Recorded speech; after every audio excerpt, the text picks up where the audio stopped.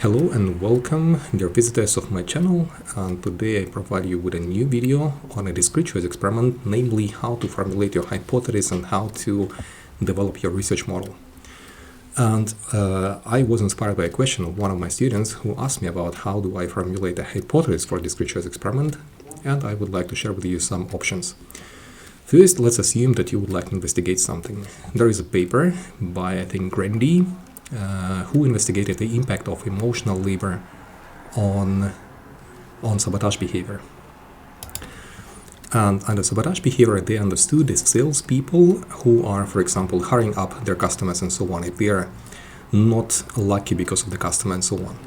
And working with the customer is emotional labor. That is why, let's assume we want to investigate emotional labor. And we have different levels for emotional labor, at least based on the theory by Brotheridge and colleagues and Grandy and colleagues. The emotional labor can be seen as two different mechanisms. The first one is the surface acting, the second one is the deep acting. The surface acting is if you show emotions without really experiencing them, and deep acting is when you experience emotion and show what you experience. And according to their paper, if I remember correctly, the Brotheridge and colleagues, they wrote that deep acting has positive impact on how people feel themselves. They are incongruent behavior, so they feel better when they really experience emotion than if they fake the emotions. That is why the emotional labor as attributes we can apply, and the level would be, for example, surface acting and deep acting. And surface acting, if you want to be more precise, you can, for example, describe it more precise. Surface acting, you have to show emotions without experiencing them. And for deep acting, we can say you have to experience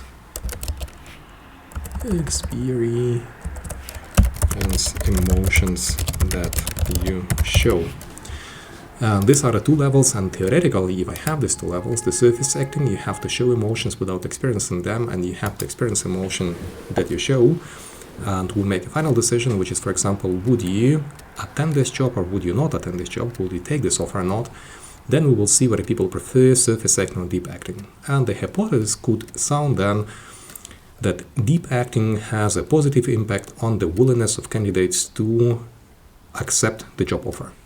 Would be, for example, the hypothesis. So having these two levels and making discrete choice experiment with these two levels will allow you to test this hypothesis very simply. You will see whether deep acting has a higher and more positive impact on the final decision, this 1 or 0 that we have, that people attend this job or do not attend this job, or want to conduct this behavior or don't want to conduct this behavior. So this is the simplest way how you can investigate what you want. But let's assume, and you know it from one of my first videos, that you can test not only the direct effects, you can also test the moderating effects. And in this event, let's assume what could have impact on the emotional labor.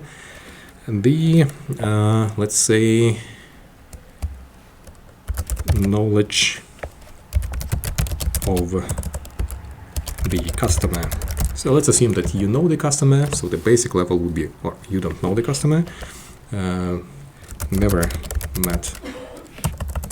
sorry for the typos, met before, met one time, met 2 times, and met 3 times. Let's assume this is the customer who comes to your work, who comes to your department very often.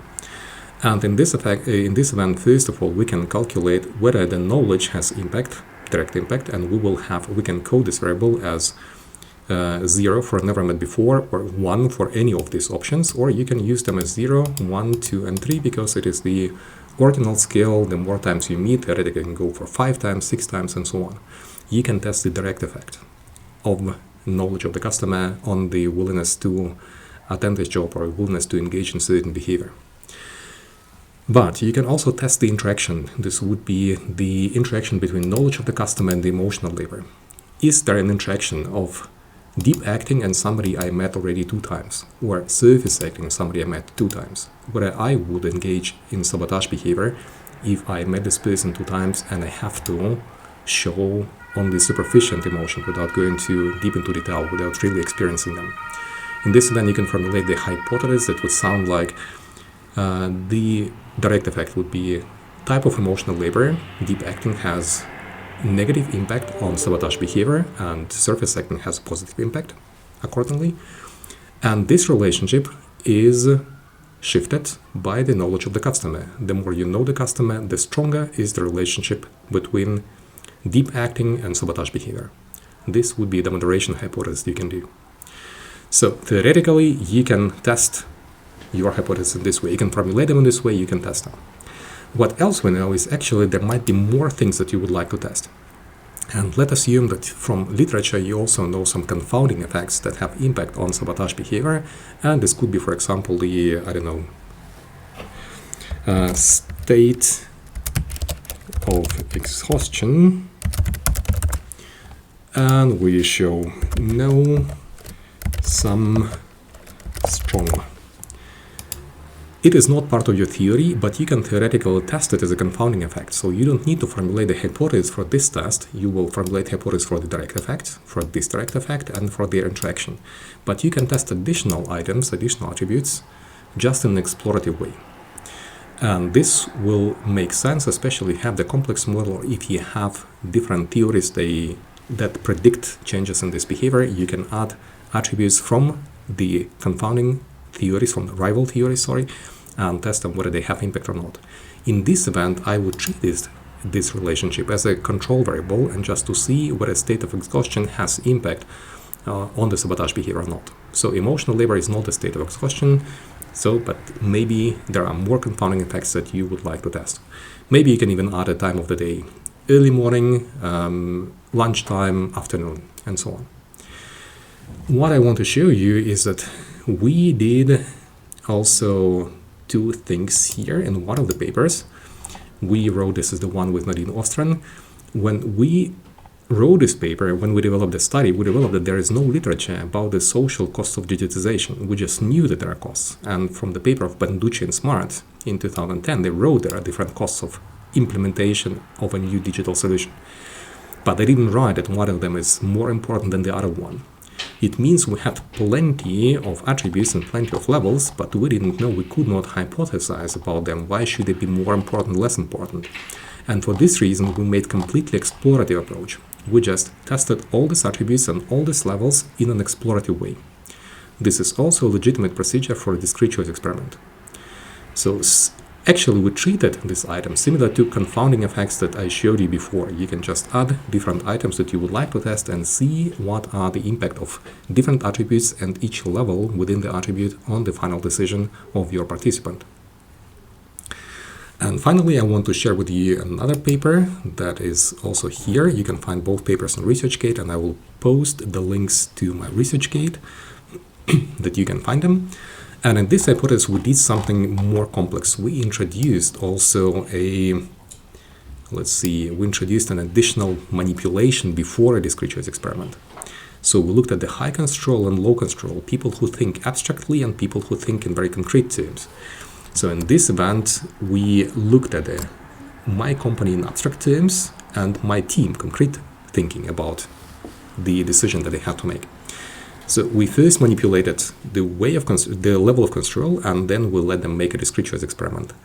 And in this event, you can also make the group moderation. You can compare the groups and see whether 2 countries, let's say participants from Germany and participants from Malaysia, differ in how they value different organizational costs.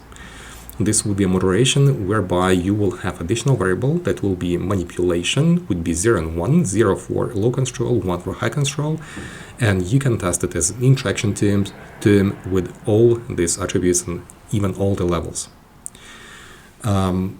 What else you can do? You can also have a look at whether the high control has impact on one specific level. What you can do.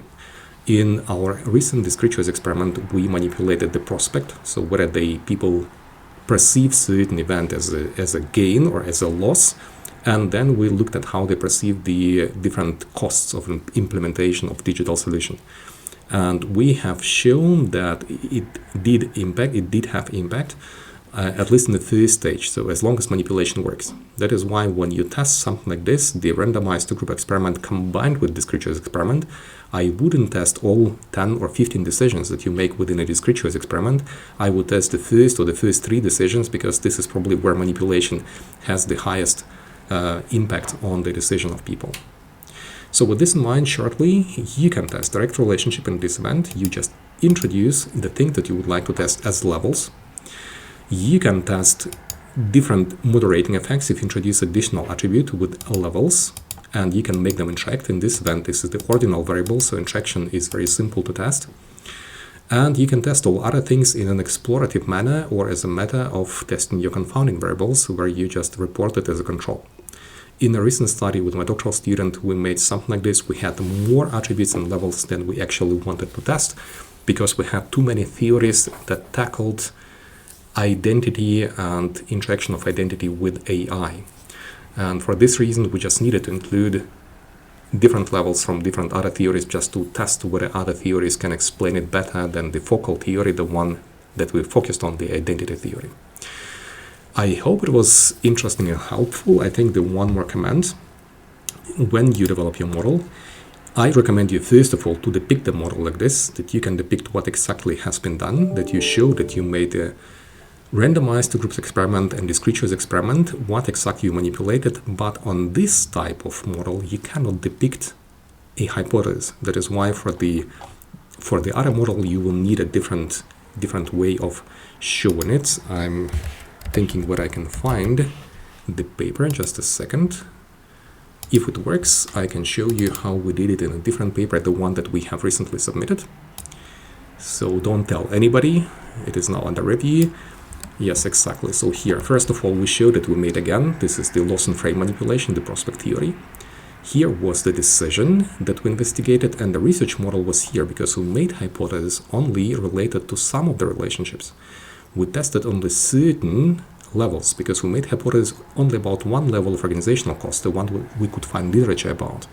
And other levels were not described in literature, so we tested them in an explorative manner.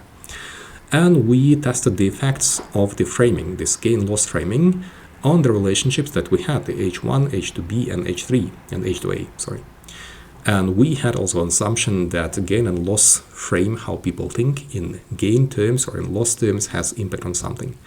On the final decision to implement the BMC, I'm not going to tell you what is BMC, you will read it in our paper as soon as it gets accepted, hopefully, in the nearest future.